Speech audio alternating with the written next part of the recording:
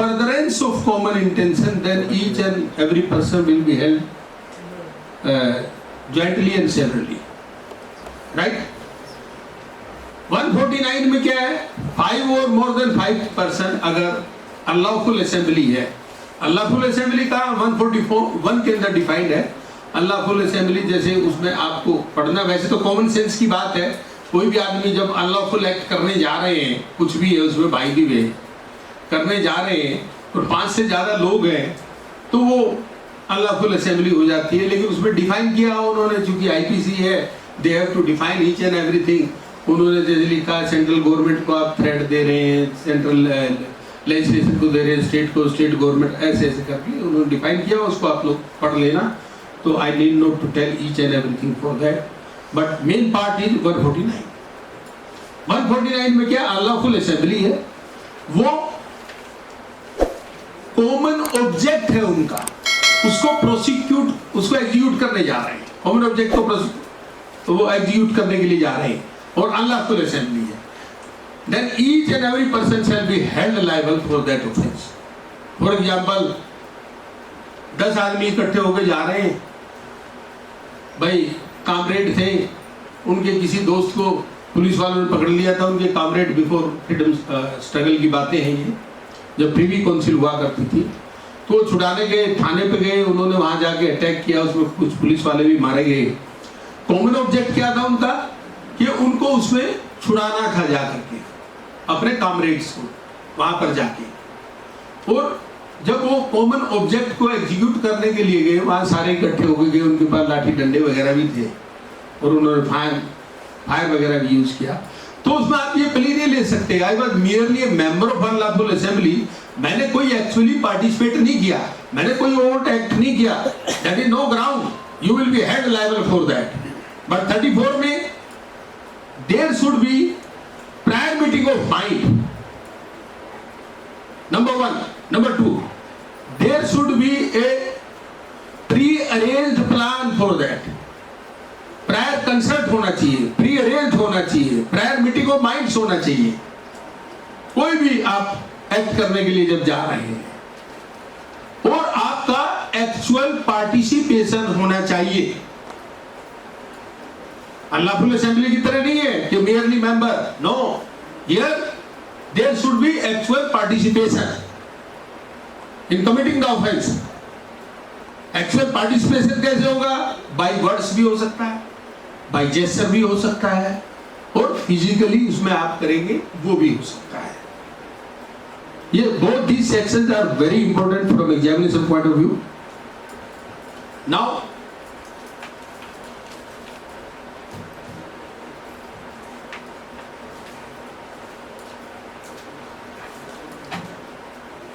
34, it is a rule of prudence and does not create a substantive offense, while 149 creates substantive offense.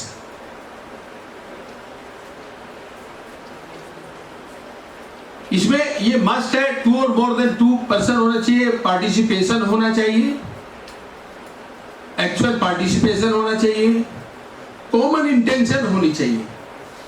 आपकी common intention नहीं है, simply आप 10 advocate यहां से निकले, बाहर जा रहे हैं, जैसे ही कोर्ट से बाहर निकले, कोई पब्लिक का आदमी हमारे एक लॉयर भाई के साथ बदतमीजी कर रहा था, क्लाइंट था उसका, किसी बात को लेकर झगड़ा था, आप वहां बाहर गए, आपने देखा ये अरे हमारे लॉयर भाई के साथ ये बदतमीजी कर रहा है, आप सब इकट्ठे गए वहां पर, जाके अब 2 सिचुएशन अराइज होती है। एक सिचुएशन होती है कॉमन इंटेंशन होता है, एक सिमिलर इंटेंशन होता है।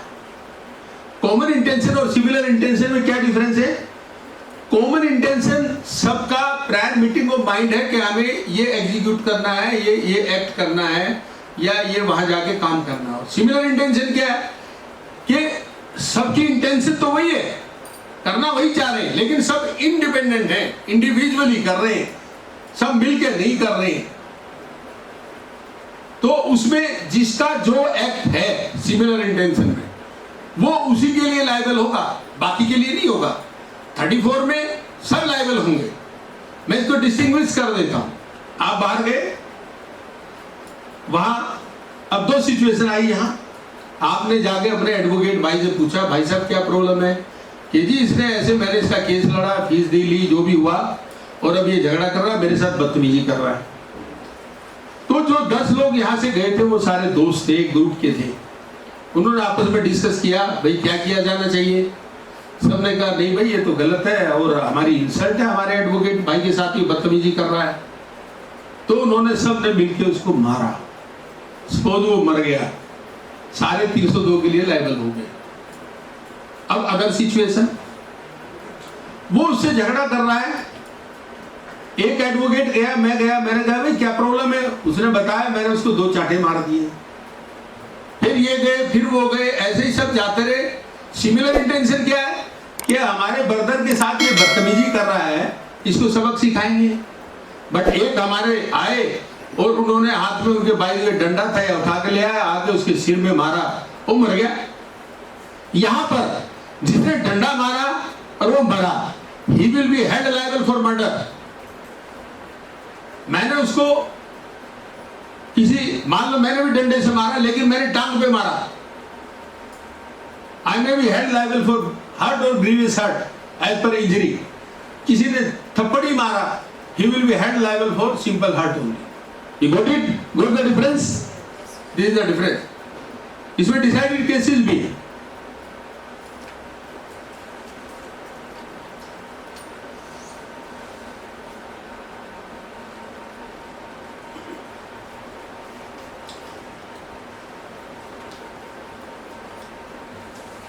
एक केस है,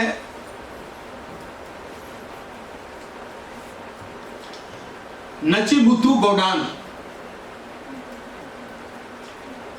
कांस्टेबल किसी को पकड़ के लेके जा रहा था, अरेस्ट करके। उसके 2-3 दोस्त आ गए, उन्होंने कहा इसको छुड़वाना है। तीनों ने मिलके कांस्टेबल को मारा, पीटा, कांस्टेबल मर गया। All of them were held liable for murder.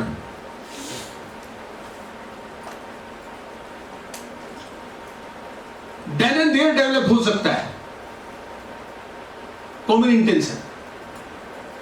जब वो उसके साथ मारपीट कर रहे थे पुलिस वाले के साथ, एक ने कहा फिनिश इट, सबने उसको खूब ढंग से मारा कूटा, ही डाइड। जैसे ही उसने कहा फिनिश हिम, और उसके बाद उन्होंने और जोर से मारना शुरू कर दिया, तो कॉमन इंटेंशन, पहले उनका क्या था, पुलिस वाले छुड़वाना, तो बाई फोर्स भी छुड़वा सकते थे। जाके सिंपली 2 पुलिस वाले, एक इधर से पकड़ लेता, एक इधर से पकड़ लेता, वो लेके चले जाते हैं अपने फ्रेंड को। लेकिन जब वहां गए, पुलिस वाले ने रजिस्ट किया, जब रजिस्ट किया तो एक ने कहा फिनिश हिम, उसके बाद उन्होंने मार दिया। तो it developed then and there on the spot. तो common intention it can be developed on the spot itself, वहां भी डेवलप हो सकता है। अगेन, जैसे मैंने आप लोगों को बताया, actual participation is must, but in some cases you may be standing outside to facilitate your colleagues, even then you shall be liable. Case है Tukaram Ganpat versus state of Maharashtra.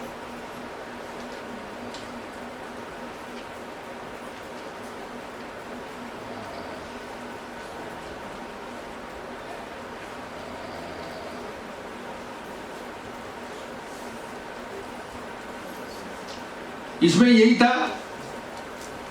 कि वो किसी को मारने के लिए गए, वहां पे उसका कुछ दोस्त थे उसके, वो मर्डर करने चले गए, और तीसरा बार गाड़ी लेके तैयार खड़ा होगा कि जैसे ही वो करके आएंगे मैं उनको लेके वहां से निकल जाऊंगा। तो उसने पली ली कोर्ट में जाके कि जी मैं तो न तो मारने में था अंदर, न मैं फायर करने में था, न कुछ करने में था, मैं तो बाहर खड़ा हुआ था, बस उनको लेके चला गया मैं। उन्होंने कहा no, those who are guarding outside, those who are standing outside, they shall also be responsible, they shall also be held liable for that. But on the contrary वो 3-4 सोल्जर थे, किसी के ऑर्चिड में घुस गए, ये भाई सेब तोड़ के लाएंगे खाएंगे। एक सोल्जर बाहर खड़ा हो गया एक तलवार लेके कि मैं देखता हूं कोई आ तो नहीं रहा, तुम आराम से तोड़ो। 3 आदमी पेड़ पे चढ़ रहे थे, वो सेब तोड़ रहे थे, इतने में कोई आदमी आ गया जो खेत का मालिक था, वो आगे उससे झगड़ा करने लगे, उससे तलवार चला दी, आदमी मर गया। जो पेड़ के ऊपर चढ़े हुए थे they were not held liable for that, reason being कि वो एक बड़ा ट्रिफल सा मैटर था, छोटी सी बात थी, सेब तोड़ने गए थे, इसीलिए they were not held liable. On the contrary, अगर आप किसी के खेत पर कब्जा करने जा रहे हो और वेपन से लेके जा रहे हो और तब एक आदमी बाहर खड़ा हुआ है और वो क्राइम कर देता है, गन उसके पास है, देन यू आर लायबल। क्योंकि जब आप किसी के खेत पर कब्जा करने जा रहे हो, you should have the knowledge, you can anticipate कि वहां मर्डर भी हो सकता है। या गांव में लड़की उठाने चले गए जी, अगर किसी गांव में आप जाके किसी लड़की का किडनैप करेंगे, नेचुरली मर्डर हो सकता है, तो वहां ये प्ली नहीं ले सकते आप कि मैंने एक्चुअली पार्टिसिपेट नहीं किया, then all of them shall be held liable for that.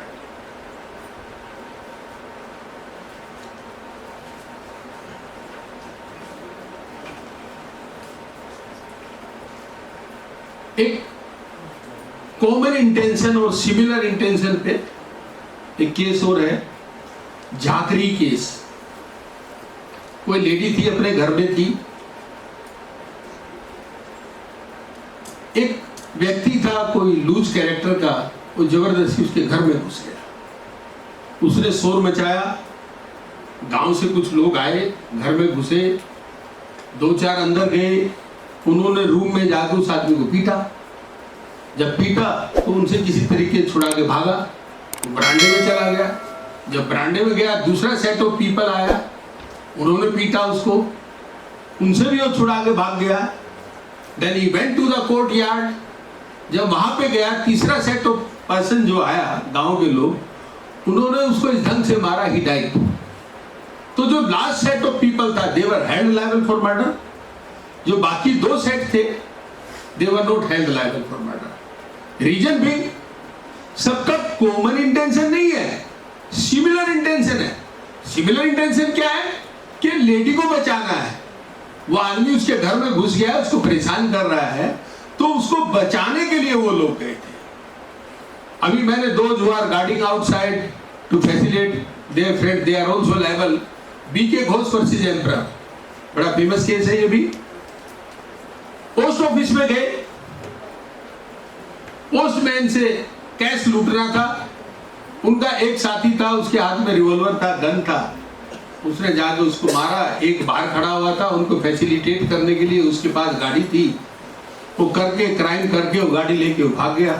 तो जो गाड़ी में उनको फैसिलिटेट करके गया है, साथ में लेके गया है, he took the plea कि I did not actually participated inside, but he was held liable under section 34 के कॉमन इंटेंशन है, इन furtherance of common intention. Common intention क्या है? पोस्टमैन को लूटना है जाके। इन furtherance of that common intention वो वहां पर गए। जब वो वहां पर गए, वो क्राइम हुआ, उसको उन्होंने फैसिलिटेट किया, वो वहां चला गया। सिमिलरली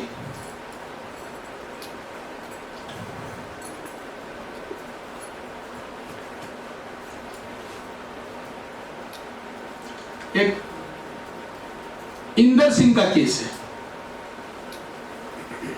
कुछ लोग किसी के घर पे डकैती डालने के लिए गए। डकैती डालने के मतलब 5 आदमी से ज्यादा ही होंगे। It is settled principal.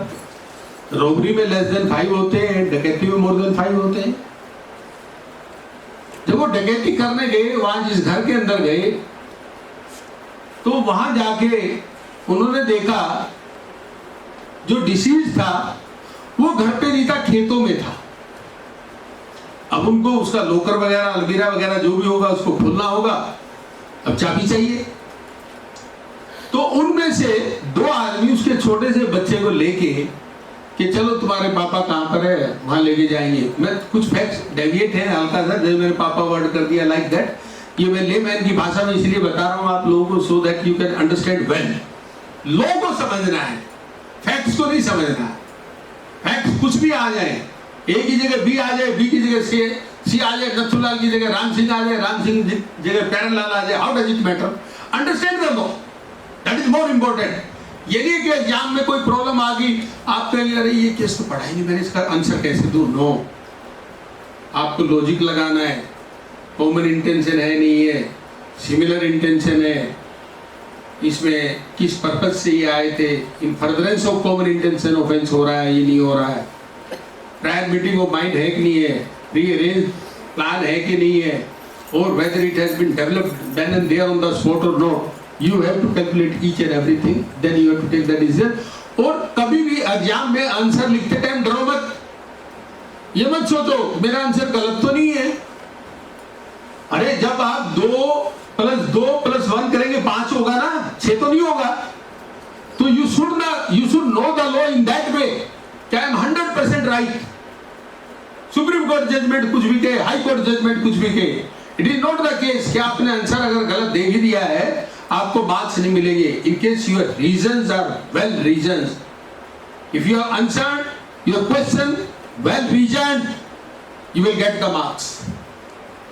ऐसा नहीं है कि अल्टीमेटली आंसर गलत, वो प्रीलिम्स में होता है कि आंसर राइट है कि रॉन्ग है।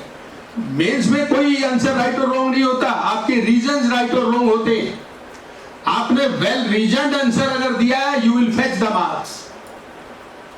आपका योर आंसर में भी right, but your reasons are not to the point, you may not get the marks.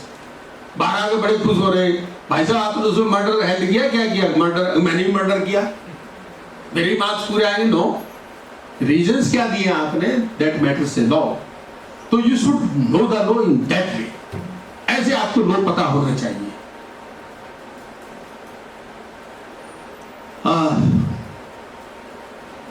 मैं क्या बता रहा था?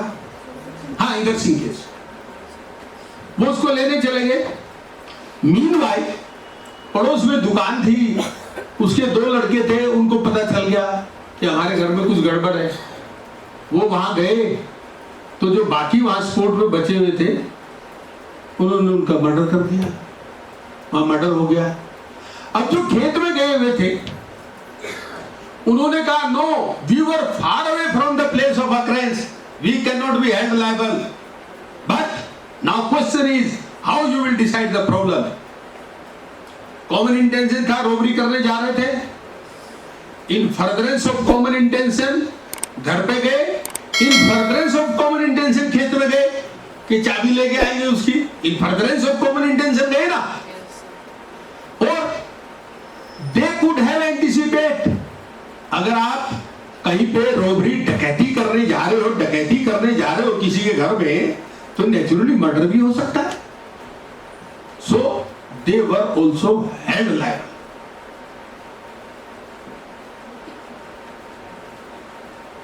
One case is Mahbub Shah versus emperor, very famous case.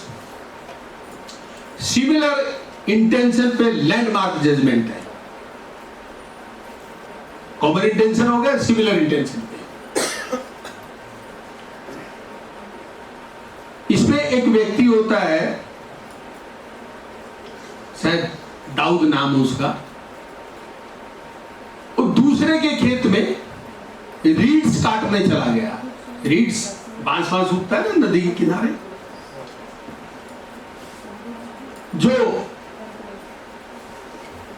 एक मोहम्मद शाह था जो मालिक था वहां का, उसने उनको वार्न किया कि हमारा खेत है, यहां से रीड्स मत काटो। बट उसने कुछ नहीं सुना, अनसुना कर दिया, फिर भी काट के ले आए जी। जब वो नाव में काट के दूसरी तरफ से नाव में लेके आ रहे थे, जब इधर आए तो मोहम्मद शाह का एक भतीजा था, उसने प्रोटेस्ट किया कि हमारे खेत से कैसे काट के ले आए।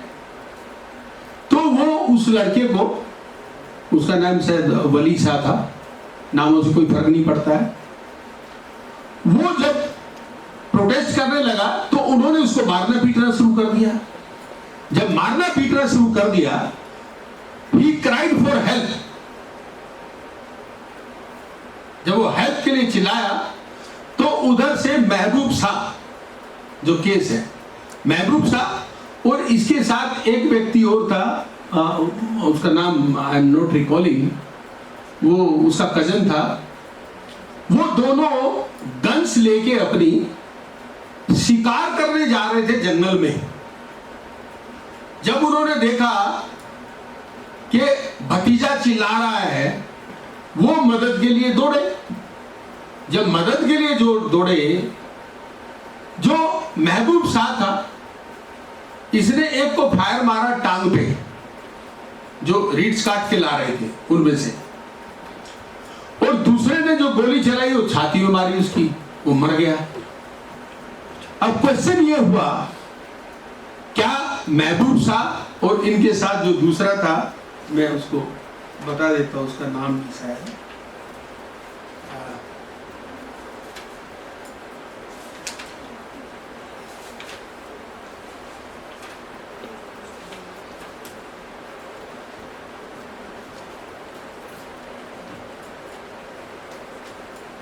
ये इंडस रिवर के ऊपर का इंसिडेंट है। वली शाह था वो, महमूद शाह वार्निंग देने वाला था, जो कि वली शाह का फादर था और महबूब उसका भाई था। तो वली शाह और महबूब जब वहां पहुंचे, उन्होंने देखा कि भाई हमारे भतीजे को ये भतीजा चिल्ला रहा है हेल्प के लिए, उसको मारने लगे। तो एक ने टांग में गोली मार दी और जो वली शाह था उसने छाती में गोली मारी, एक आदमी मर गया।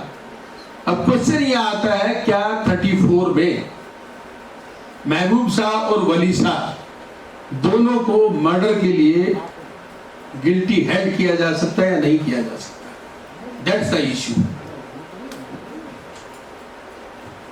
वो वहां पर आए दोनों, कोई वर्ड एंड जेस्चर नहीं आ रहा है कि फिनिश देम या कोई ऐसा कुछ एविडेंस में रिपोर्ट कुछ नहीं आया ऐसा। अगर आ जाता तब they would have been held liable for murder, लेकिन ऐसा कुछ नहीं आया। तो जिसने टांग में गोली मारी वो ग्रीवियस हर्ट के लिए लायबल हुआ, और जिसने छाती में गोली मारी मर गया, ही was held liable for murder, but he absconded, और पीओवीओ डिक्लेयर हो गया था, उसका कुछ नहीं हुआ, but Mehboob Shah was acquitted from murder. तो सिमिलर इंटेंशन, कॉमन इंटेंशन, ये आप लोगों को क्लियर हुआ कि नहीं हुआ? कॉमन इंटेंशन कहां आएगी और सिमिलर इंटेंशन कहां आएगी? Apart from that, in furtherance of common intention, prearranged, prior concert, prior meeting of mind may develop on the spot also. आप मौके पे actual participation is must, by word gesture कैसे भी, but sometimes आप on the spot नहीं है, on the place of occurrence भी नहीं है, थोड़ी दूरी पे, even then you will be held liable because in furtherance of common intention आप काम कर रहे हैं। सिमिलरली एक केस और हुआ है,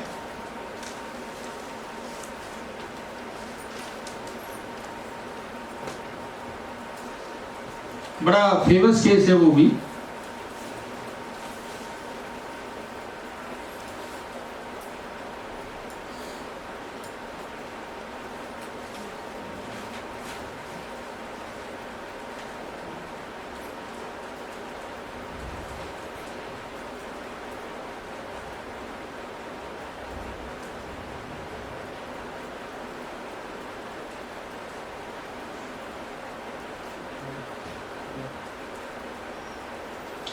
उसमें कॉपर वायर चोरी हुई थी,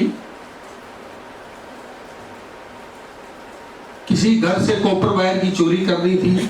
एक आदमी ने चाबी सप्लाई की, डुप्लीकेट की चाबी ले जाओ, बाकी उसके साथी गए घर में और ताला खोला, कॉपर वायर को उन्होंने चुराया।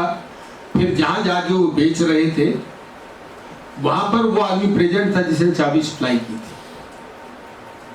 ही टुक द प्ली कि मैं कॉपर वायर की जो चोरी हुई है, I can not be held liable क्योंकि I was not on the place of theft. But चूंकि ऑन रिकॉर्ड ये आ गया कि उसने चाबी सप्लाई की थी in furtherance of common intention, और जब वो बेचा जा रहा था he was present there also, तो there were two reasons he was also held liable. It is also very famous case. Sir इसमें अगर एक रीजन हो पहला दूसरा ना हो, देन उस केस में किसमें चाबी दी लेकिन बेचने टाइम पे वो नहीं था, इस केस में क्या होगा? फिर वो 34 में हेल्ड लायबल नहीं होता, फिर वो कॉन्स्पिरेसी में होता। यही चीजें तो है, आप लोगों को जो लोगों को समझना है। अब एग्जाम में प्रॉब्लम आ जाएगी, इतनी सी बात आ जाएगी। मैं केस पढ़ रहा था क्रिमिनल मिसअप्रोप्रिएशन पे, बड़ा टिपिकल केस है। क्रिमिनल मिसअप्रोप्रिएशन आप लोगों को पता ही है कि कोई भी property movable, criminal misappropriation for movable only, criminal breach of trust for movable as well as immovable. तो क्रिमिनल मिसअप्रोप्रिएशन में मूवेबल होनी चाहिए प्रॉपर्टी, वो आपकी पोजीशन में इनोसेंटली आ गई, but subsequently with dishonest intention you have converted to your own use, then you are held liable for criminal misappropriation. वो mere retention is not liable. mere retention you are not liable. आपको purse मिल गया बाहर, आपने आगे बाहर में दे दिया, भाई साहब किसी लॉयर का होगा और वो 3 महीने यहाँ बाहर में रखा रहा, we will not be responsible for criminal misappropriation, क्योंकि actually we have not converted it to our own use. उसका पैसा निकाल के हमने यूज नहीं किया या कुछ और नहीं किया। बट रीजनेबल स्टैंडर्ड इज कि अगर आपको मिल गया है पर्स, तो then and there you cannot be held liable for criminal misappropriation unless and until it has been proved कि आपने न तो कोशिश की ओरिजिनल मालिक को ढूंढने की, और न ही आपने और कहीं किसी को बताया, न कोई बात की, और चाहे 10 दिन बाद ही सही आपने उसको converted to your own use कर लिया। Converted to your own use dishonestly, that is also very necessary. वो मैं एक केस पढ़ रहा था तो मेरे दिमाग में खुद एक क्वेश्चन आया। एक नेकलेस रोड पे गिरा हुआ था, किसी लेडी को मिल गया, उसने देखा गली में वो जमादारनी झाड़ू दे रही थी, उसने उसको दे दिया कि भाई ये किसी का गिर गया होगा, महिला का, आगे पूछे तो दे देना उसको। उसने घर आके बता दिया कि ऐसे ऐसे मुझे नेकलेस मिला, मैंने जमादारनी को दे दिया। तो भाई सुन रहा था, भाई ने सोचा बड़ा अच्छा मौका है। अब वो जमादारनी के पास गया, उसने कहा अरे ये नेकलेस तो ना मेरे एक फ्रेंड है, उसकी बहन का है, मैं जानता हूँ, उनको मुझे दो, मैं उनको दे दूंगा। वो उससे लेके आ गया। जब बाद में कंप्लेंट हुई और police I, he confessed before the police कि हाँ मैंने झूठ बोल के उससे नेकलेस दिया है। What offense this gentleman has committed?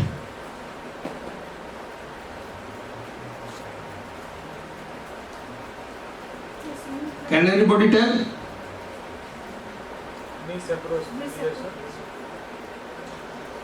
Misappropriation कब होता है?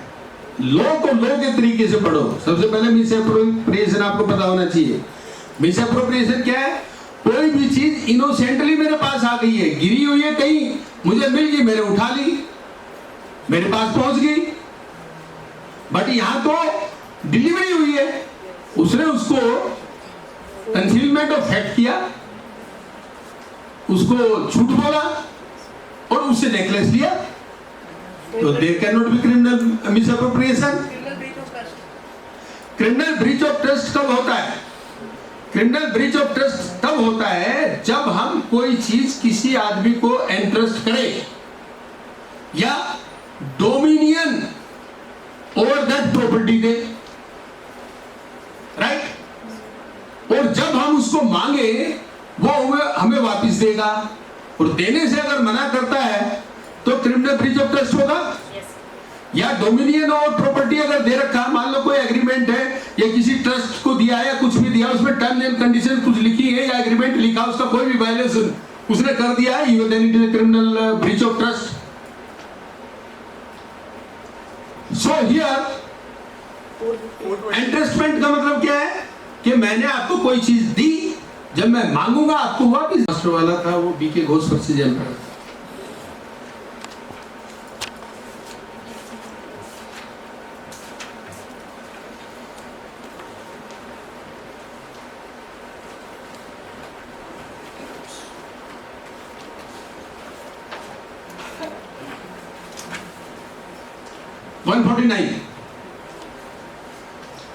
मैंने आप लोगों को बताया अनलॉफुल असेंबली होनी चाहिए, उसका एक कॉमन ऑब्जेक्ट होना चाहिए, उस कॉमन ऑब्जेक्ट को एग्जीक्यूट करने के लिए वो लोग जा रहे हैं। That's all. अगर आप बेयर एक्ट से पढ़ेंगे 149,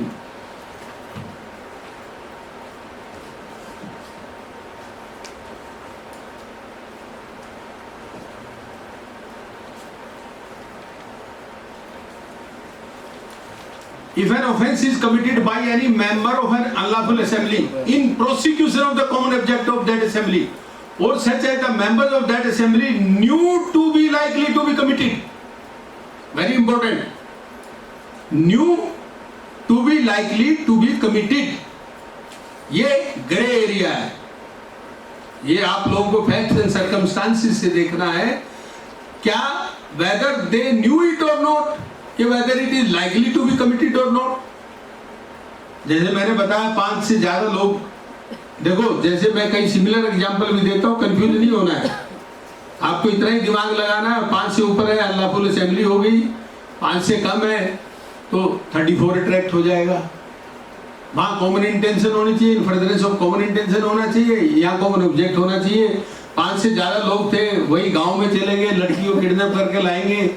5 से ज्यादा था, कॉमन ऑब्जेक्ट क्या था उनका? लड़की को उठा के लाना।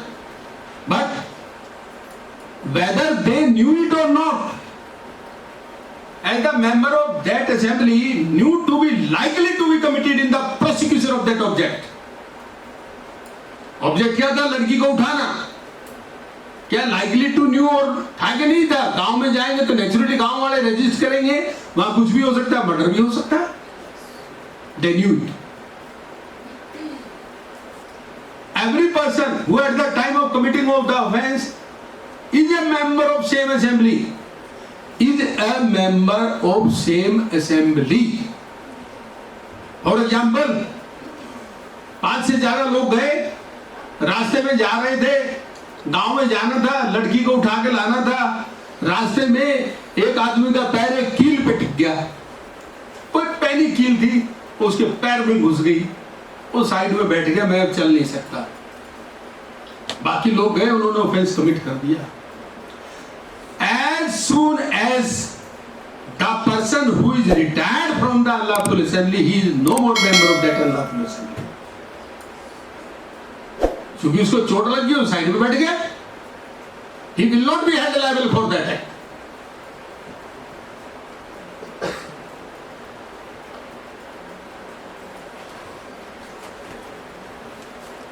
ये आप लोगों को हर चीज को बहुत माइन्यूटली, ये छोटी छोटी चीजें हैं जहां वेरिएशन और डेविएशन आता है, सिर्फ उनको कैच करना कुछ भी नहीं है, very simple. You have to understand all this things. अब इसमें इसमें प्री प्लानिंग नहीं होनी चाहिए।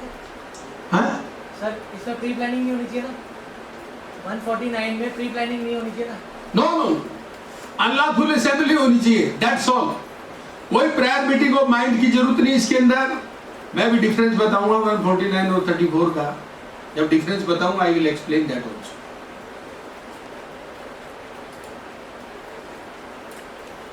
वहां कोई प्रायर मीटिंग ऑफ माइंड नहीं होनी चाहिए, फ्री रेंज नहीं होना चाहिए, प्रायर कंसल्ट नहीं होना चाहिए। अनलॉफुल असेंबली है, उसके मेंबर है, हाँ जी गांव जाना है और लड़की उठा के लानी, बात खत्म। उसमें प्रायर मीटिंग ऑफ माइंड और प्रायर कंसर्ट में क्या डिफरेंस है? प्रायर मीटिंग ऑफ माइंड ये है कि हाँ भाई गांव में चलेंगे, कैसे जाएंगे, तू रिवॉल्वर लियो, तू लाठी लियो, तू डंडा लियो, तू कार लेके आइयो, तू ड्राइव करियो, मैं पीछे बैठूंगा, तू आगे बैठेगा। ये है प्रायर मीटिंग ऑफ माइंड और प्री अरेंज और प्रायर कंसर्ट। बट यहाँ क्या है? चलो चलो चलो चलो चलो चले, हमारे वकील साहब के साथ झगड़ा कर दिया किसी ने, नहीं पुलिस वालों ने हमारे एडवोकेट को मारा पीटा, थाने में बंद कर दिया। यहाँ आए, अरे वहां ये होगा, चलो चलो चलो चलो चलो 100 वकील इकट्ठे हो गए, थाने में आग लगानी है, गए थाने में आग लगा दी। क्या हुआ? अनलॉफुल असेंबली, वहां क्या किया? आग लगा दी। They have committed mischief, they all of them shall be held liable for that offence. अरे कहां जा रहे हो? वहां जा रहे हैं, सब चलते गए। कुछ जो चालू होते हैं उन्होंने देखा है पंगा करेंगे, वहां तू भी फंसेगा, पतली गली से निकल ली अपना चुपचाप, या कोई बहाना लेकर अरे मर गया मैं तो, पेट में दर्द हो गया, पेट में दर्द, रोड पे बैठ गया वही साइड में। He is retired from unlawful assembly, he will not be held liable for that. Matthew versus state of Travancore, very famous case. कुछ कम्युनिस्ट थे, उनके कामरेड्स को, प्री इंडिपेंडेंस की बात है, उनके कुछ कामरेड्स थे, उनको थाने में बंद कर लिया। जब वो थाने में बंद हो गए तो उनके बाकी कामरेड छुड़ाने गए, उन्होंने पुलिस स्टेशन पे अटैक करा जाके, वो भी मेरे ख्याल से रात का टाइम था, 12 बजे के आसपास। वहां गए, उन्होंने अटैक किया, थाने में आग लगा दी, उसी बीच में 2 पुलिस वाले भी मर गए। All of them were held liable for murder. अब 1-2 आदमी कहे जी ना तो मैंने गोली चलाई, ना मैं रिवॉल्वर लेके गया, ना बंदूक लेके गया, ना मैंने कोई कुछ और किया, मैं तो इनके साथ खड़ा था वहां। He cannot take that plea. आ गया ना, likely to knew it. जब थाने में जा रहे हो, थाने से छुड़वाने जा रहे हो, कुछ भी हो सकता है। Likely to knew that in prosecution of the common object, it can also happen there. They will be liable for that.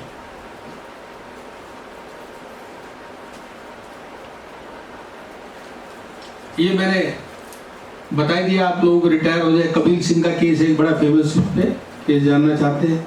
2 group में फाइट हुई, झगड़ा हुआ, मारपीट शुरू हो गई, एक आदमी को चोट लग गई, जैसे ही चोट लगी वो साइड में बैठ गया, जब वो बैठ गया उसके बाद मर्डर हो गया। He was not held liable for murder because when the murder was committed, he was not member of unlawful assembly at that time. He has already been retired. आप ये नहीं कह सकते कि आपको तो चोट लग गई थी इसलिए बैठे नहीं, तो आप भी करते। You can't take that. Now,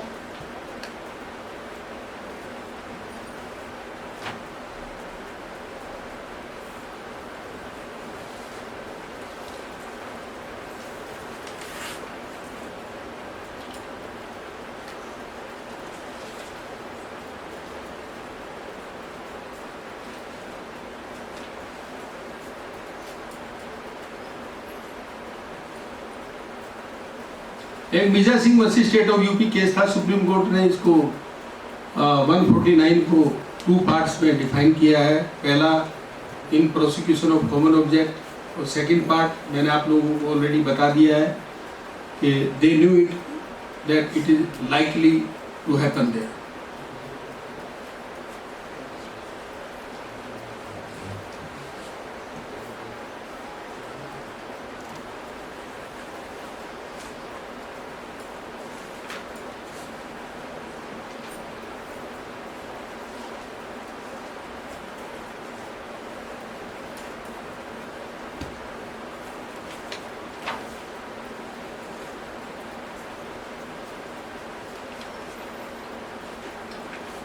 Now we come to general exception.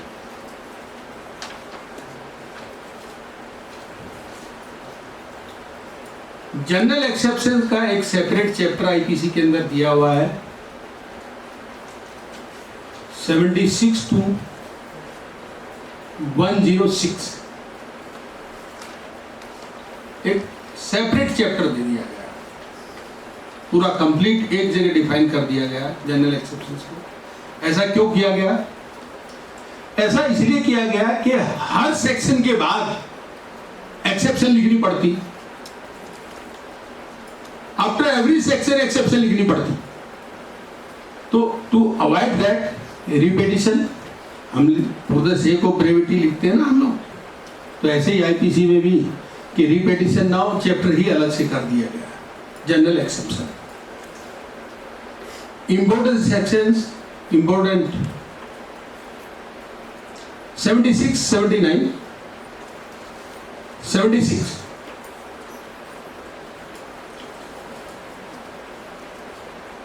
nothing is an offense which is committed by a person in good faith who believes himself to be bound by law and justified by law। यही अंतर है। 76 में bound by law है, 79 में justified by law है। Bound by law क्या है? Bound by law में इवन कलर ऑफ लॉ वो भी माना जाएगा। पुलिस वाले को वारंट ऑफ अटैचमेंट दिया गया या अरेस्ट करने के लिए दिया, किसी आदमी को अरेस्ट करके लाओ, ही वेंट देयर, वो गलती से by reason of mistake of fact, not by reason of mistake of law, उसने गलती से ए को अरेस्ट करने गया था, बी को अरेस्ट कर लिया, he will get the benefit under section 76। क्यों? बेसिक उसने गलत आदमी को, दूसरे को अरेस्ट कर लिया, बट उसने गुड फेथ में under the colour of his office, colour of law वो काम कर रहा है। या उसके पास वारंट नहीं है, किसी के घर में सर्च करने चला गया, बट जब सर्च करने गया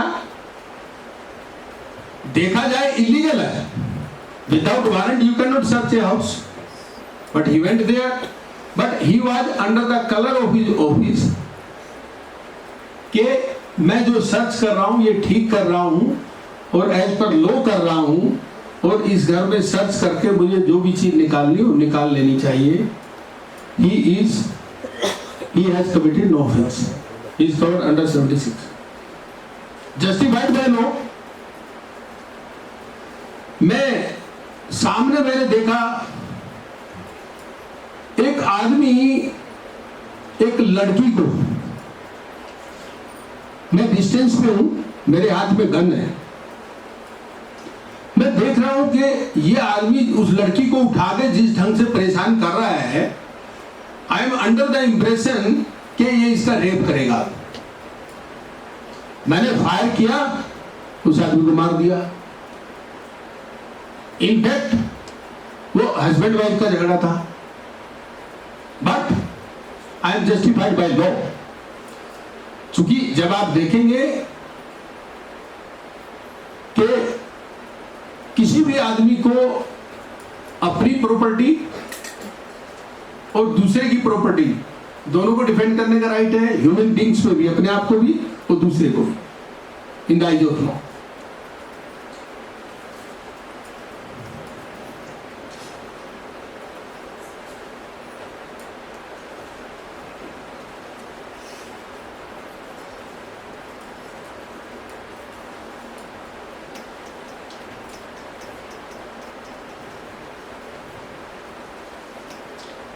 कुछ मैगजीन है आईपीसी के अंदर, जैसे डोली इनकैपेक्स वगैरह, और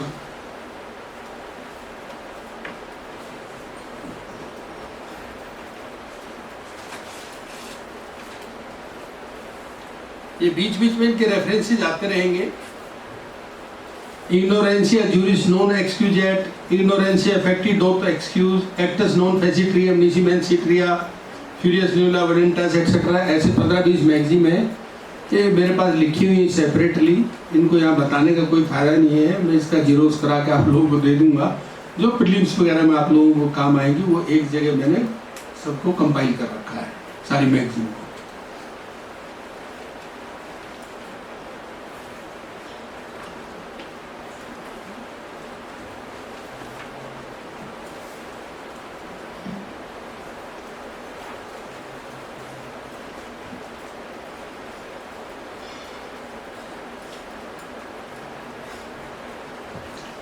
कोई भी जनरल एक्सेप्शन जो होती है उसमें ऑनर्स ऑफ प्रूफ किस पे होगा? ऑनर्स ऑफ प्रूफ उस पे होगा जो व्यक्ति उसकी प्ली लेना चाहता है, यूजुअली चार्जशीट फाइल होती है, कुछ भी होता है तो प्रोसिक्यूशन को प्रूव करना होता है केस बियॉन्ड रीजनेबल डाउट, और अक्यूज को करना होता है by mere preponderance of probabilities, not beyond reasonable doubt, he has to prove it.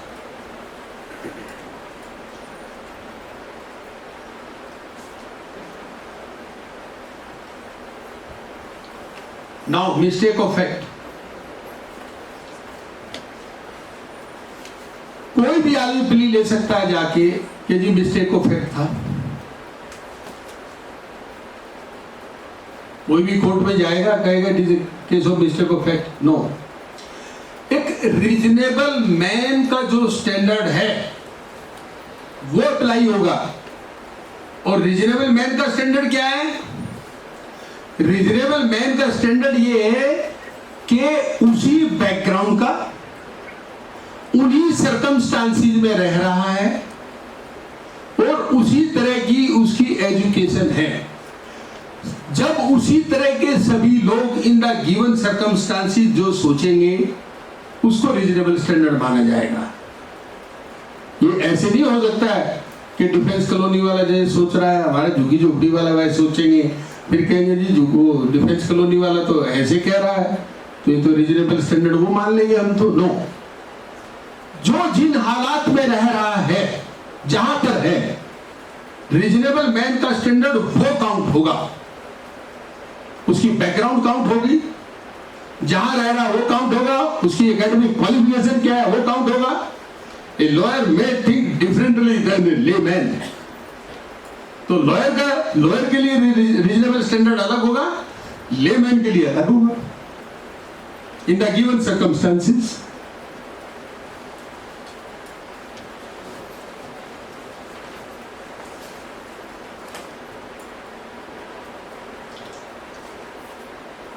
Ignorance of law is no excuse. ये आप सब लोगों को पता ही है, सारे लोग ग्रेजुएट हो, कहीं भी किसी भी सेंस में किसी भी सर्कमस्टेंसेस में ignorance of law is no excuse at all. कोई आदमी ये प्ली नहीं ले सकता है कि ये तो लॉ रात को 12 बजे पार्लियामेंट ने पास किया है और सवेरे 9-10 बजे उसने कोई एक्ट कर दिया जो as per that law that is an offence, he can't take that plea. No doubt, as a matter of public policy it's the duty of the state to communicate to every person that such and such law has been passed. But now question arises, we must be having hundreds and hundreds of act. मुझे खुद पता नहीं है, CPC के बहुत सारे provision हमें नहीं पता। कल को हम दूसरे की जमीन पर कब्जा कर रहे हैं या कोई और एक्ट कर रहे हैं, though we are supposed to know the law, but we may not know that law. So that cannot be an excuse. कहीं भी कोई excuse नहीं हो सकता within the territory of India.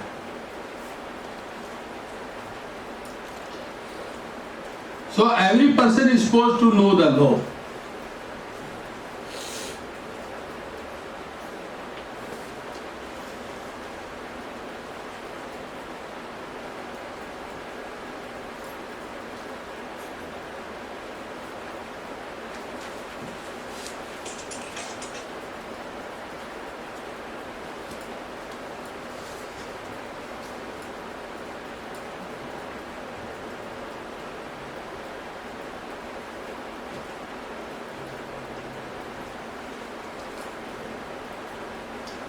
मैं इस पे अब आप लोगों को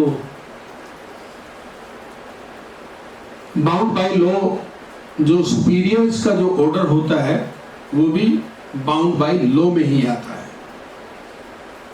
आप लोगों ने देखा होगा 144 धारा लगती है, वो जब भी फायर करते हैं या कुछ भी करते हैं तो तहसीलदार या एसडीएम को बुलाते हैं, वो जब साइन करता है तो उसके बाद ही पुलिस फायर कर सकती है, उससे पहले नहीं कर सकती है।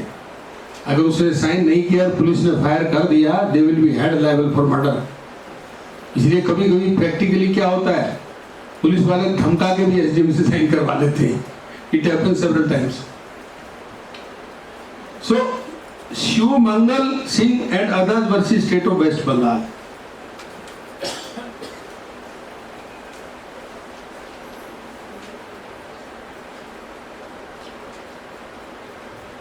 ये एक बड़ा लैंडमार्क जजमेंट है. कैलकाटा के अंदर नक्सलाइट्स का प्रभाव था बहुत ज्यादा. एक जज का भी मर्डर हो गया था, पुलिस वालों का भी मर्डर हो गया था. तो एक पुलिस की टीम जा रही थी, ऐसे एरिया से जा रही थी जो एरिया नक्सलाइट से प्रभावित था और बदनाम था. उनको कुछ वहां स्क्रिमिसेस, कुछ हलचल सी महसूस हुई. उनको लगा ये लोग नक्सलाइट है, अटैक कर सकते हैं, हमारा मर्डर कर सकते हैं. They fired and killed some innocent person. They were not held liable for that. It is a case of mistake of fact. And they were doing their duties. They were bound by law. Law and order maintain करने के लिए question ये आता है कि यहाँ bound by law कहां से आ गया. लॉ एंड ऑर्डर मेंटेन करना उनकी ड्यूटी है. They are bound by law.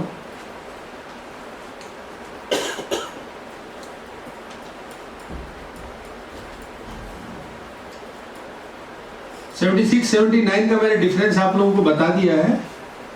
Bound by law and justified by law. Emperor versus Abdul Wadud Ahmad, वो though I have already explained, but it has been reiterated by the court. In that case, standard of care and caution must be judged according to the capacity and intelligence of the person whose conduct is in question. It is only to be expected that the honest conclusion of a calm and philosophical mind may differ very largely from the honest conclusion of a person excited by sectarian zeal and untrained to the habit of reasoning. ये मैंने आप लोगों को lawyer और layman का example देके I have told. भाऊ Jiwaji versus Mulji Dayal. इसमें भी पुलिस ऑफिसर इन्वॉल्व था और बट इसमें जो रेलेवेंट बात थी वो ये थी, it was held in this case due care and attention. Good faith word आया ना उसमें. Nothing is an offence which is done by a person who in good faith bracket में section 52 due care and attention. So directly now we are reading due care and attention.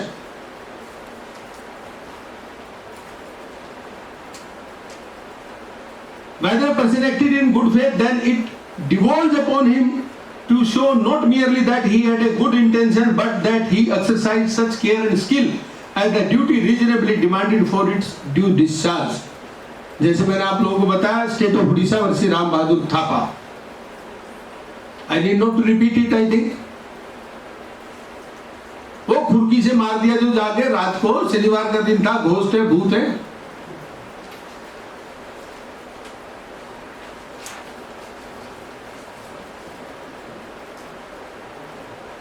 Shiv शरण सहाय versus Mohammad फाजिल, 1868 का case है ये. जो ये general exception वगैरह के हैं ना, इस पे पुराने केसेस मिलेंगे ज्यादा, नए तो बहुत कम आते हैं, स्टेबिलिटी नहीं कर पाते आजकल. एक पुलिस ऑफिसर था, उसके फादर का घोड़ा खोया गया. वो जा रहा था कहीं से, उसने देखा किसी के आंगन में एक घोड़ा बंधा हुआ था. उसको लगा मेरे फादर वाला घोड़ा सेम बिल्कुल वैसे का वैसा. उस घोड़े को खोल के ले आया, मेरे फादर का घोड़ा है. जो मालिक था उसने कहा भाई साहब मेरा घोड़ा है. उसने कहा नहीं मेरे फादर का घोड़ा, मैं पहचानता इसको अच्छे तरीके से. फिर वो उसको जो जिसका घोड़ा था वो उस आदमी को ले आया जिससे उसने खरीदा था. और बाद में ये हुआ कि नहीं भाई ये घोड़ा तो उसी का था, ये आप वाला घोड़ा नहीं है. तो it was a case of mistake of fact. He was not held liable for. वो अगर जबरदस्त चुपचाप खोल के ले आया होगा तो थेफ्ट होना चाहिए था.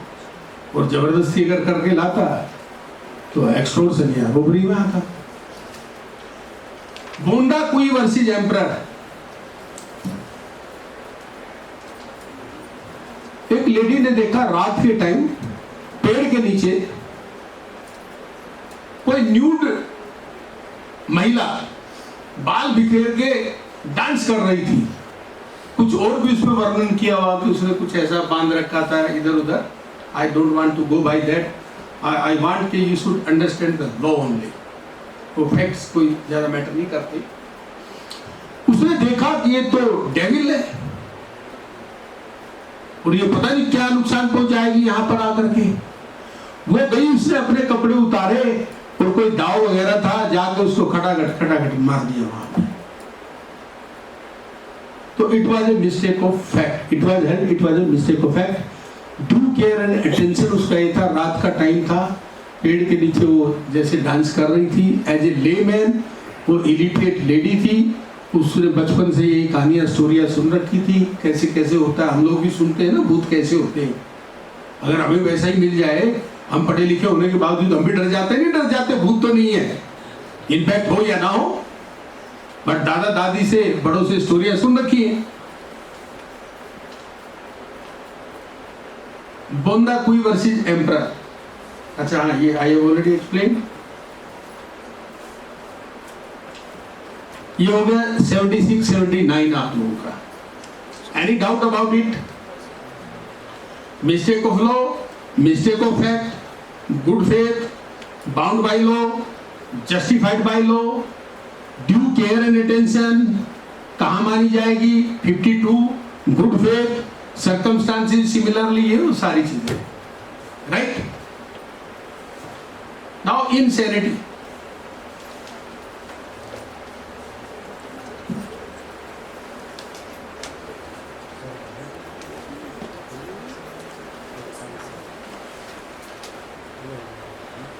ये चूहों ने मेरे नोट्स खा लिए सारे।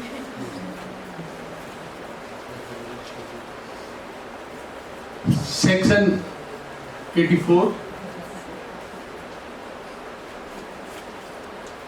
85,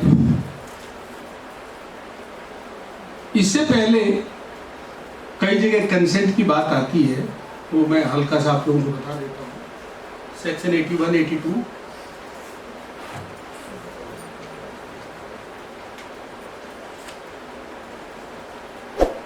82,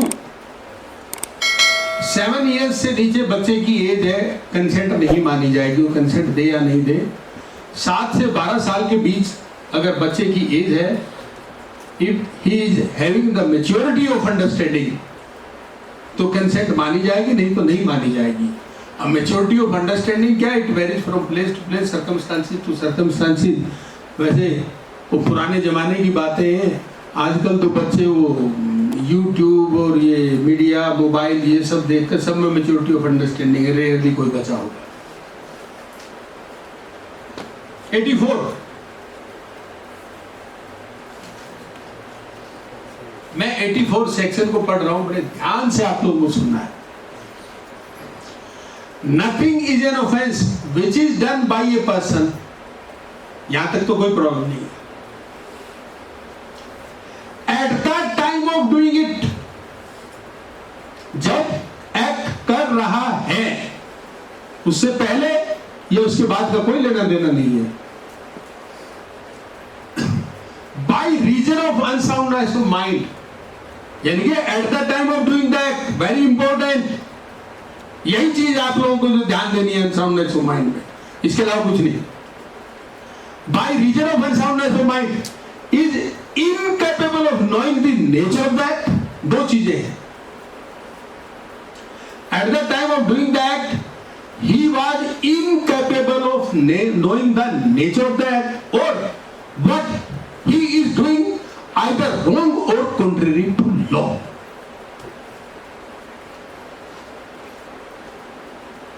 उसको अगर अनसाउंड माइंड है, जिस टाइम वो एक्ट कर रहा है उस टाइम, और एक्ट करते टाइम वो या तो अपना nature of act, he is incapable of knowing the nature of the act कि मैं क्या कर रहा हूं मुझे नहीं, या what he is doing either wrong और contrary to law. Unsoundness of mind. There is difference between legal insanity and medical insanity. Medical insanity is whether a person is of unsound mind. वो उसके test करेंगे, इतने साल से चल रहा है, बीमारी स्किज़ोफ्रेनिया है, ये है वो वगैरह वगैरह. But what is legal insanity? Whether the insanity has committed the offense. Whether the insanity has committed the offense. जब आदमी ऑफेंस कर रहा है उस टाइम इंसेन है, but immediately before the act and immediately after the act he may be of sound mind. Even then he will get the benefit. A person who is insane or of unsound mind, immediately before committing the act and immediately after committing the act, but when he committed the act, he was sane, he will be held liable. ये चीज समझ में आई कि नहीं आई? Confusion तो नहीं हो रहा? भाई जिस टाइम आदमी क्राइम कर रहा है उस टाइम अनसाउंड माइंड का होना चाहिए. उससे पहले उसकी बुद्धि ठीक थी और उसके बाद बुद्धि ठीक थी से कोई फर्क नहीं पड़ता. जिस टाइम आदमी क्राइम कर रहा है उस टाइम वो सही था, बिल्कुल सेम था, साउंड था, बट उससे एकदम 5 मिनट पहले 5 मिनट बाद अनसाउंड माइंड का है और प्रूव हो गया, even then he will be held liable. This is legal insanity. हमारे यहां जो इंसेनिटी मैग्नोटन्स रूल से ली गई है, इंग्लैंड के मैग्नोटन्स एक केस हुआ है, उसमें 2-3 चीजें रखी गई थी. Every person is presumed to be sane. हर एक आदमी को प्राइमरली माना जाएगा साउंड माइंड का सेन है. नंबर 2 यही है, eight the time of committing the offence वो सेन था कि नहीं था, that is very important. Third, उसके सर्कमस्टांसेस, बैकग्राउंड, सब्सिक्वेंट कंडक्ट, सारी चीजें काउंट की जाएंगी. उसी को हमने अपने लॉ में इनकॉर्पोरेट कर दिया है, मैग्नोटन्स रूल. कभी कभी फिल्म्स में क्वेश्चन आ जाता है कि insanity out of which following are related to insanity, तो आ जाएगा मैग्नोटन्स रूल आ जाएगा, कोई हिकलिन रूल आ जाएगा, कोई और रूल आ जाएगा, बाम रूल आ जाएगा या कोई और रूल आ जाएगा. तो आपको पता होना चाहिए मैग्नोटन्स रूल.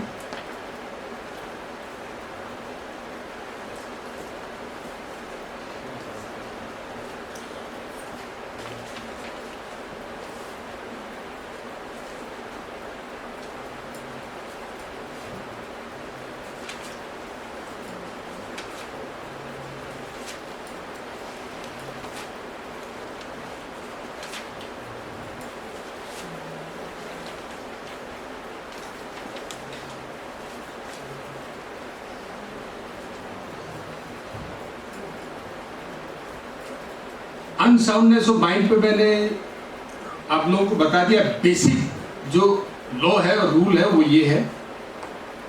अब इसको अलग अलग एंगल से वो लैंग्वेज में और भाषा में वो आता रहता है जजमेंट्स के अंदर, बट मोस्ट फंडामेंटल और बेसिक लॉ यही है.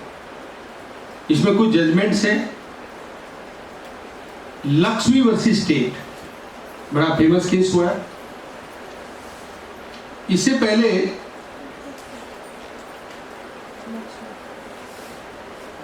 एक केस था असीरुद्दीन वर्सेस किंग. असीरुद्दीन का बड़ा फेमस केस हुआ है. आदमी को रात में सपना आया कि अल्लाह ताला ने कहा कि तुम अपने बेटे की बलि दे दो तो तुम सीधे स्वर्ग जाओगे। उसने अपने बेटे की बलि दे दी, उसने प्ली ली।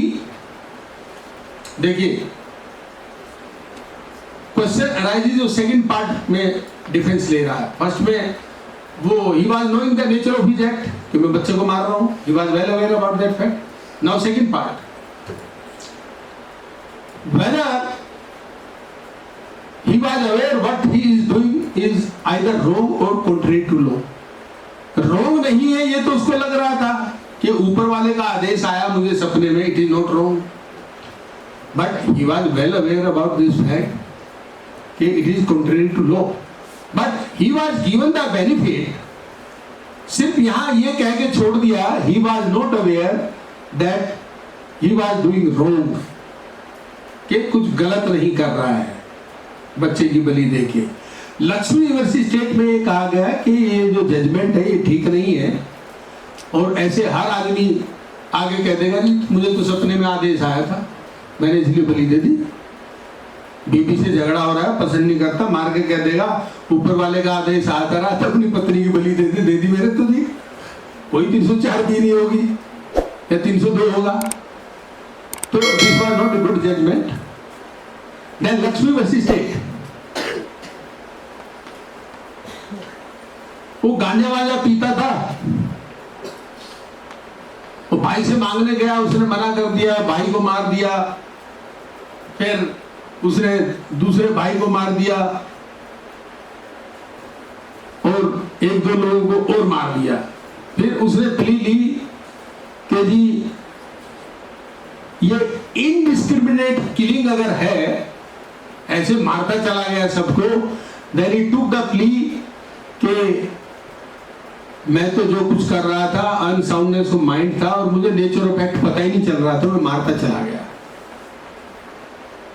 क्योंकि जब वो मार के जा रहा था वो रास्ते में किसी को एक को तो मार दिया, दूसरे को मारूंगा, एक केस ये भी था। तो कोर्ट ने कहा ये इनडिस्क्रिमिनेट किलिंग करके ऐसे करके आप ये प्ली नहीं ले सकते, मेरा अनसाउंडनेस ऑफ माइंड था या मैं इनसेन था। He was held liable for murder.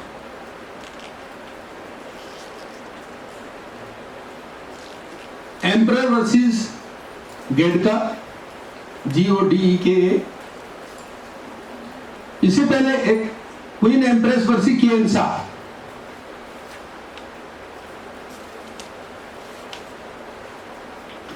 इसमें राइट्स हुए, उसका मकान जला दिया लोगों ने, वो बड़ा डिस्टर्ब था, डीरेज था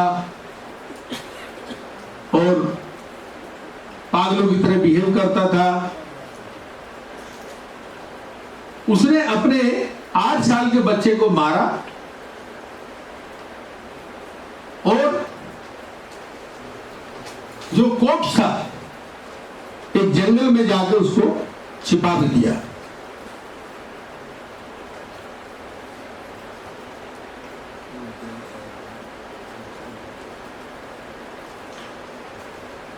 क्वेश्चन अराइजेस, क्या उसकी कॉग्निटिव फैकल्टीज ऑफ माइंड इतनी समाप्त हो चुकी थी कि उसको कुछ पता नहीं चल रहा था क्या कर रहा है, क्या रीजंस नहीं थे। तो उसकी बैकग्राउंड को देखते हुए कि उसका घर जला दिया था, राइट्स हो गए थे, दंगे हो गए थे, काफी साल से डिस्टर्ब कर रहा था, ही गोट द बेनिफिट। उसकी बैकग्राउंड को काउंट करते हुए रिलेट करती है। तो असीरुद्दीन में इसमें डिफरेंस आ जाता है। देन एम्परर वर्सेस गोयडका, इसमें यही था, उसने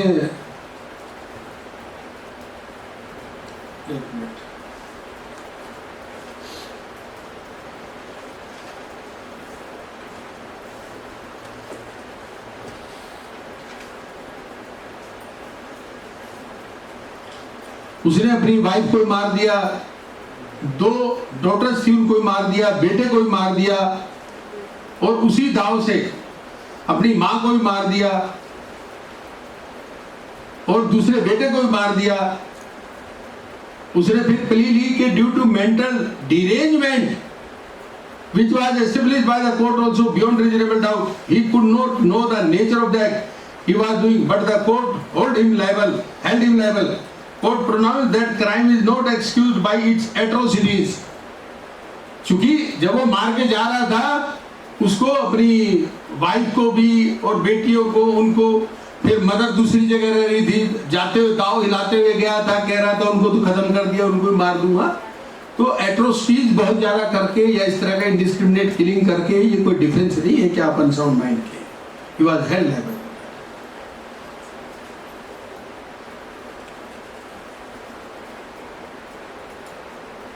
मेडिकल और लीगल ये मैंने इंसिनिटी आप लोगों को बता दिया। अगर कोई भी डिफेंस है, चाहे 76 है, 79 है, 84 है, कोई भी डिफेंस अगर बाय द वे अक्यूज नहीं ले रहा है but it has come on record, then court is bound to consider it. Court ये नहीं कह सकती कि आपने ऐसी कोई प्ली नहीं ली।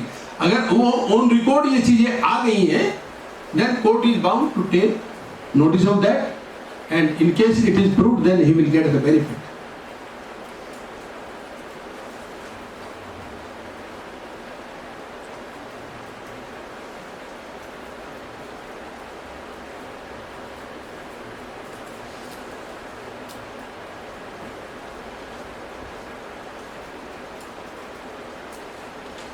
गैरोन अली बड़ा फेमस केस है, आप लोगों ने सुना होगा। पीर पीरानी का चेला था। उन्होंने कहा कि तुम एक बच्चे की बलि दे दो तो तुम सीधे स्वर्ग में जाओगे और तुम्हारा बड़ा कल्याण होगा। वो गया, रास्ते में एक लड़का उसने पकड़ा, उसकी गर्दन काट दी, फिर घर गया, अपनी बेटी की भी काट लाया। दोनों को ले जाके कहा आपने तो एक कहा था लाओ, मैं तो दो लेके आ गया हूं।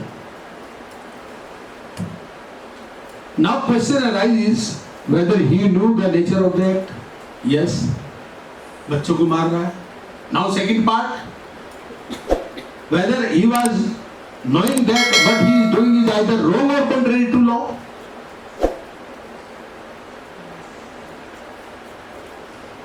चूंकि जब वो ये तो जानता था कि इट इज नॉट रॉन्ग, पीर और पीरानी का आदेश है, but he knew it is contrary to law, he was held liable. दोनों चीजें होनी चाहिए। व्हाट ही इज डूइंग, देखिए, इनसैनिटी में in case you are incapable of knowing the nature of act, you will get the benefit, number 1. Number 2,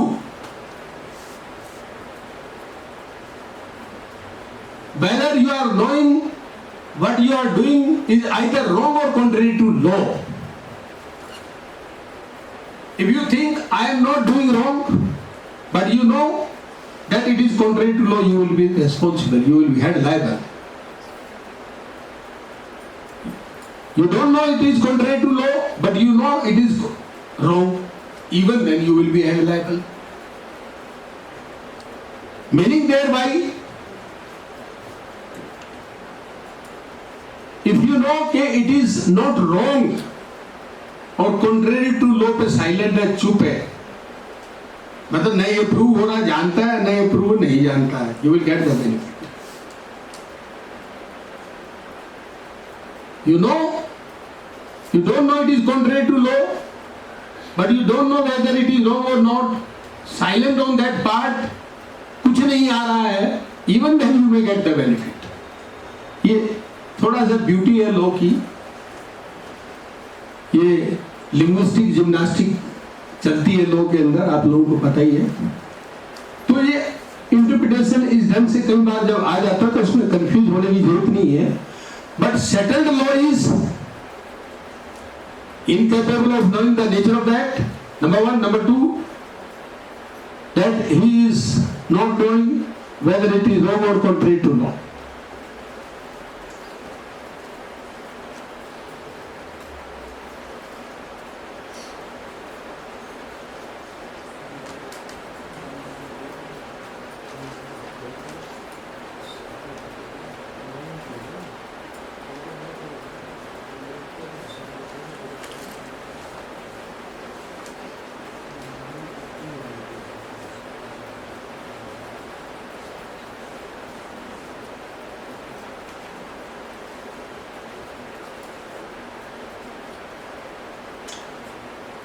एक case और हुआ है,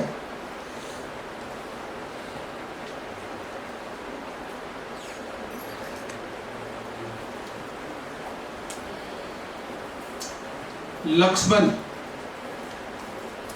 73 का है, महाराष्ट्र हाई कोर्ट। काफी लंबे टाइम तक एक व्यक्ति इंसेन था, फिर वो कुछ ठीक हो गया, उसकी वाइफ से उसका डिस्प्यूट चलता रहता था, फिर कोर्डियल रिलेशनशिप हो गई, फिर बाद में कुछ problems I, he killed his wife.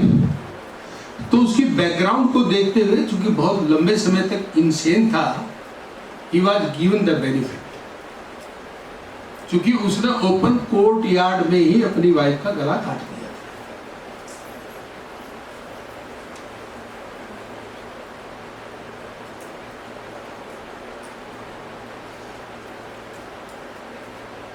एक निरुति 85 का है case,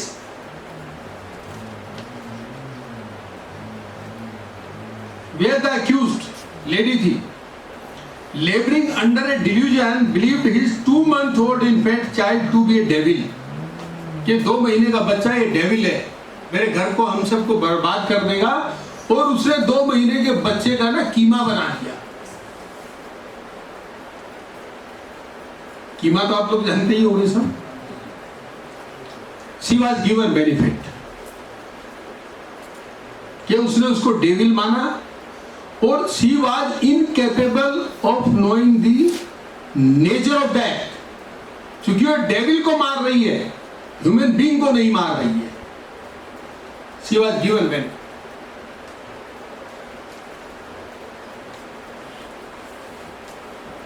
Child with unusual ferocity, almost reducing it to a pulp, and therefore without making any attempt to escape, और भागे भी नहीं, भागी भी नहीं, told the police Patil that he had removed a devil from the world.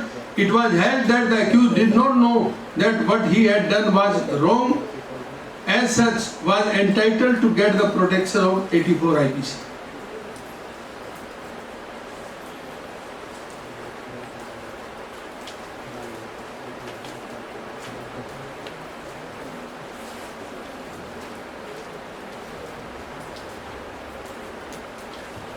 इसमें कोई doubt? Insanity पे थोड़ा सा ट्रिकी है, इंसेनिटी हल्का सा, ज्यादा नहीं है, बट कंफ्यूजिंग एरिया यही है जो मैंने बताया, सिर्फ 2 लाइन का कंफ्यूजिंग एरिया है। इफ ही इज अवेयर कि it is contrary to law, though he believes that it is not wrong, even then responsible, not knowing that it is wrong, but believes that I am doing as per law, but it is wrong, then again he will be liable. यानी कि दोनों part, दोनों में से एक में से वो जानता है अगर, तो लाइबल होगा। अगर सिर्फ ये जानता है कि रॉन्ग में कर रहा हूँ कि नहीं कर रहा हूँ, उसको लग रहा है I am not doing anything wrong, और कॉन्ट्रेरी टू लॉ है कि नहीं, उस पर साइलेंट है, मैंने बताया ना, उस पर साइलेंट है, कुछ भी है, then he is entitled. Similarly, contrary to law और उस पे साइलेंट है, he is entitled. तो कई जजमेंट्स में इस तरह के इंटरप्रिटेशंस आप लोगों को मिलेंगे, तो उसको ध्यान में रखना है। ये कंफ्यूज नहीं होना है कि वहाँ ये हो गया, ये क्या हो गया जी, राइट? ये बड़ा सिंपल सी चीज़ है वैसे, बट जब आप पढ़ेंगे जजमेंट्स वगैरह ये चीज़ें देखेंगे, तो वहाँ समटाइम्स कंफ्यूजन भी होने लगे या कॉम्प्लिकेशन आने लगे, तो इस ढंग से इसको रिलेट करना आप लोग।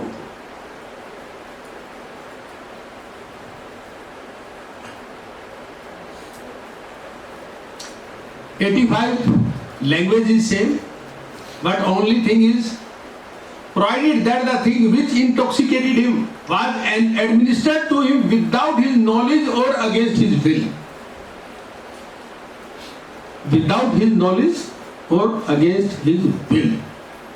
मतलब पी के वो इस हालात में चला गया कि दोस्तों में बैठा, ये तो आए दिन होता है बहुत जगह, बार में भी होता रहता है, दोस्तों के साथ महफिल में बैठे, अरे भाई साहब एक पैग और ले लो, एक और ले लो, और एक ने तो गिलास भरा और मुंह पे लगा के यार क्या बकवास कर रहा है, ले एक और पी ले, और ले एक और पिला, तो अगेंस्ट हिज विल पिला दिया उसको, और he is incapable of knowing the nature of that or what he is doing either wrong or contrary to know, then he will get the benefit.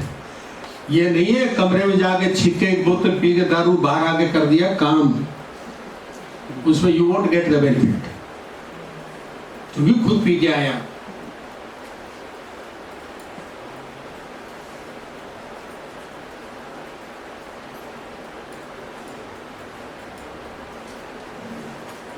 Intention knowledge वो सब जगह applicable है। अगर intention है, नॉलेज है, उसको even in the state of intoxication shall be liable to be dealt with, तो उसको सेम नॉलेज और वो है। मैंने आप लोगों को बताया था कि उसमें जितने भी डिलीरियम ट्रिमेंस एक वर्ड इसमें आता है, Vasudev versus state of PEPSU, बड़ा फेमस केस इसमें, Vasudev versus state of PEPSU. ये महर्षि आर्मी से रिटायर होके आए थे, किसी शादी में गए, गन लेके गए थे, पी रखी थी, बच्चा सीट पे बैठा था, उसने कहा छोड़ो ये सीट, बच्चा उठा के गोली मार दी।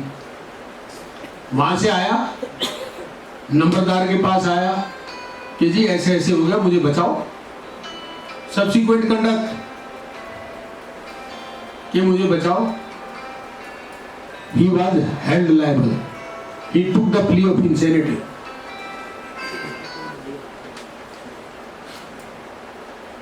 Now question arises, आपने ड्रिंक कर रखा, ठीक है, आपको पता नहीं चल रहा है क्या कर रहा हूं, नशे में धूत है आप, बट ड्रिंकिंग में नॉलेज इंप्यूट कर सकते हैं। You have the knowledge, knowledge आपने इंप्यूट कर दिया, सब्सिक्वेंट सर्कमस्टेंसेस से कि वहां से भागे, नंबरदार के पास गए कि मुझे बचाओ, मेरे से ऐसे गलती हो गई है, converted into intention and was held liable for murder.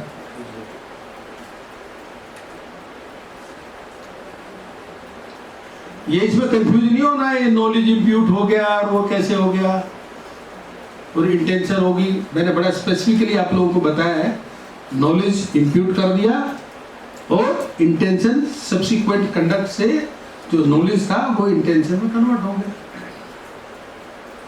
अगर अब वो जाके नहीं कहता नंबरदार जी को मेरे से गलती होगी जी, मुझे बचाओ, ये वो सब, वहीं खड़ा रहता मार के उसको, things could have been different.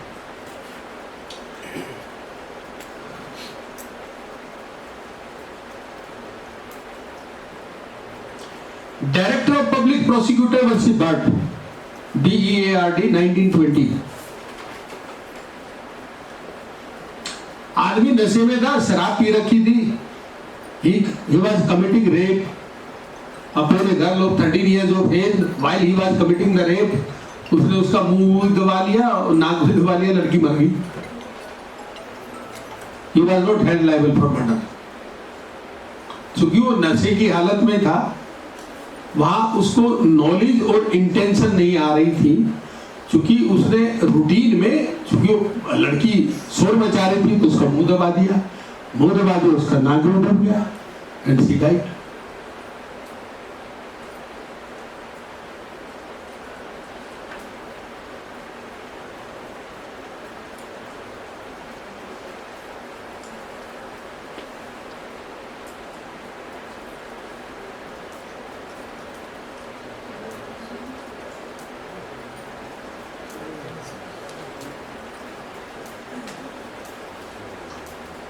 नहीं, इसमें डायरेक्टर ऑफ पब्लिक प्रोसिक्यूटर में इसमें he was head liable, he was head liable. Head liable क्यों हुआ? जब वो ड्रंकन स्टेट ऑफ माइंड में था तो वो इतना डिलीरियम पोजीशन में नहीं था कि उसको ये नहीं पता चल रहा था मैं कर क्या रहा हूं। जब वो चिल्ला रही है तो उसका मुंह दबा रहा हो। He has the knowledge, he had the senses, तो चिल्लाई तो मुंह दबा लिया उसका उसने, and he was held liable for murder। इसमें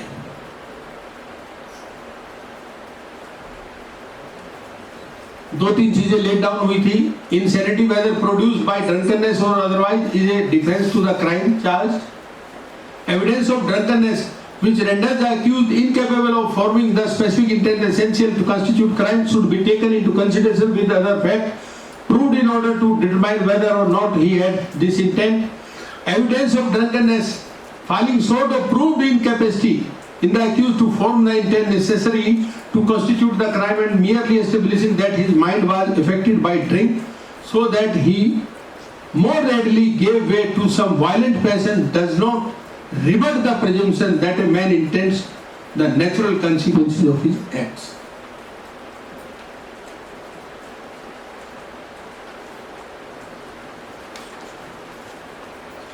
ड्रंकननेस पे हो गया, दो केसेस हो गए हमारे, Vasudev versus state of PEPSU, director public prosecutor bird, और दोनों केसेस में नॉलेज इंप्यूट हो गया और सब्सिक्वेंट कंडक्ट से इंटेंशन आ गई, and liable for murder in both the cases.